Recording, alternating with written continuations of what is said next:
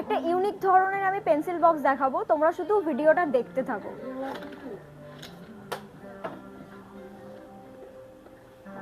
এটা ডিসপ্লে আছে।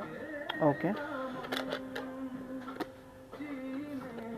এটা লক সিস্টেম আছে, এটা লক করা আছে, তো আমি আনলক করলাম। দেন এখানে একটা ডিলিটের অপশন আছে, ডিলিটটা দিয়ে করা যাবে। যদি সামান্য কিছু লিখি লেখাটা উঠবে, আমি ডিলিট অপশনে ক্লিক করলাম তো ডিলিট হয়ে গেল।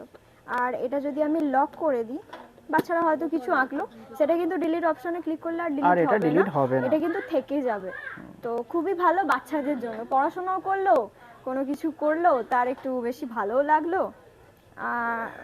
এটা প্রাইসটা কত আছে? এটার প্রাইস আছে 375।